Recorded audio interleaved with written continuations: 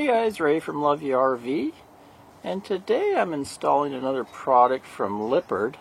This time it's a product called the Screenshot, and what this is going to do is allow my screen door to automatically close. It's kind of like a spring arrangement, on house screen doors where they just close automatically behind you. Well, this will allow my RV door to close automatically. So that's good to keep pests out. Also, if you have a dog or something that likes to escape and you forget the door, they're out. So anyway, we're going to figure out how to install it on this door. Here's what it looks like out of the box.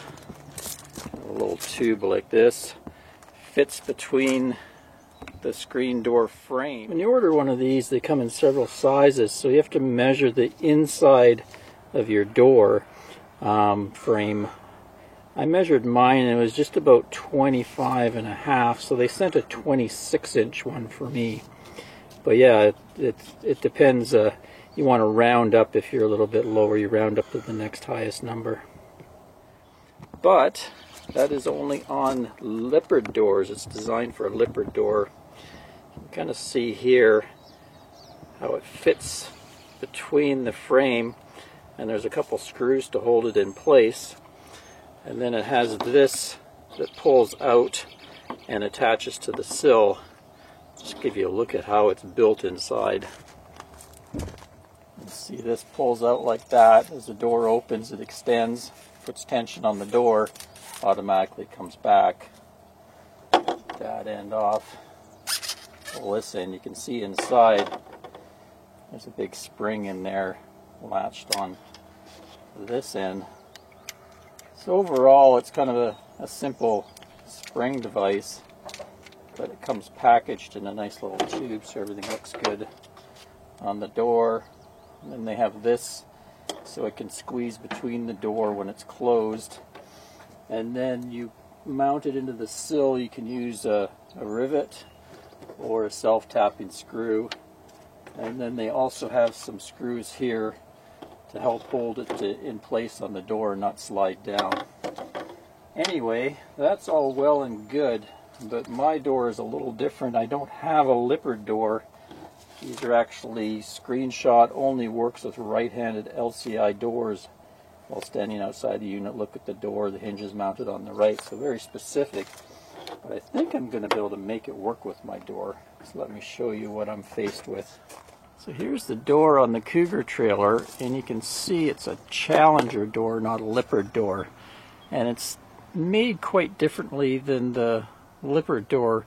You can see the screen is on the inside here, so there's nowhere really to put this. And also it doesn't have the same grooves. See, this is specifically designed on the end there to fit into some grooves on the Lippert door. So on the Lippert door, you would place that inside between there, and then you would put some screws to hold it in place. And then over here, you would drill a hole or use that self-tapping screw and mount the spring part of it. So mine being different, I'm going to have to do some mod if I want to use this. Kind of neat looking thing. So, I could just pull the spring out and use it, but I kind of like to keep it looking nice. So I was thinking down here, where this kind of goes in a bit, I could set it in there and then mount it, kind of do a mod to these plastic ends. I think what I can do is take my Dremel tool and carve out that end, and it'll fit inside there. And then I'll drill a hole through and put some screws on each end to hold it in place, and then mount it as normal. Over there I'll put it in the sill. So let's mod these ends here.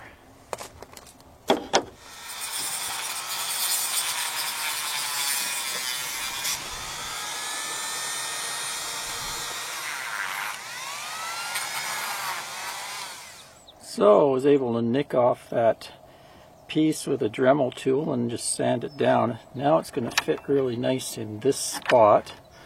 And then on this side I'm going to drill a hole through the frame, and we'll drill a bit of a hole in here, and I'm going to run a screw through both so that will be able to sit in place like that.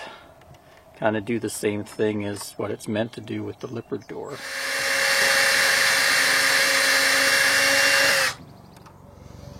Okay, so we drilled through and we got a little hole on the back of this. So I'm going to run a screw straight through there. Okay, seemed to work fine. Pretty strong. Anyway, what I did is I drilled a 1/8 inch hole with my drill right through and then into the plastic a bit, and then ran this screw. It's an 1.25 inch screw right through there, and then it just had enough of the end to bite into this. Now what I got to do is take this strip, pull it out, and over here I'm going to rivet it into the door frame here. Like I said, you don't have to use a rivet. They give you a self-tapping screw as well, but I just happen to have a riveter that I bought when I did my awning fabric replacement. Link to that if you want to see how I did that. So I just happen to have this riveter, so I'm going to use the rivet they gave me. And I just pre-drilled a 1/8 inch size hole. Fits in there perfect.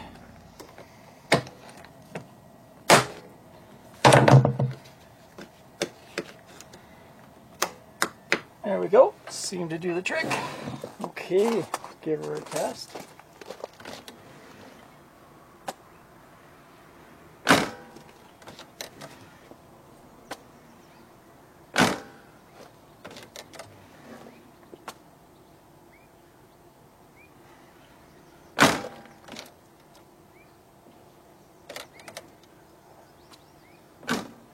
Oh, seems to do the job. Well, that worked out, even putting it down quite low. Usually you're going to be putting it up right around there. A couple things I'm going to do to this mod is I got to take this screen door off soon and replace that screen. There's quite a few holes in it right now. So I'm going to pop this off again. And when I have it where I can lay it flat, I think behind there I'm going to put some epoxy and just wrap it around there just to make it a little stronger. I think it's pretty strong already, but beef it up a little.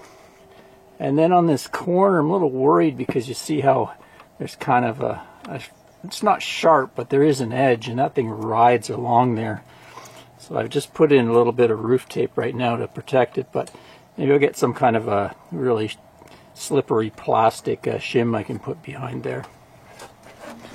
But overall, I'm pretty happy with that mod. So I got another mod to this door. Lippert's sending me out what they call a friction hinge that's going to allow the main door to kind of stay open and not fly back. So I'll be back to install that probably sometime this week. I think it's on its way. Anyway, thanks for watching, folks. Until next time, Ray from LoveYourRV.com. Cheers, everyone.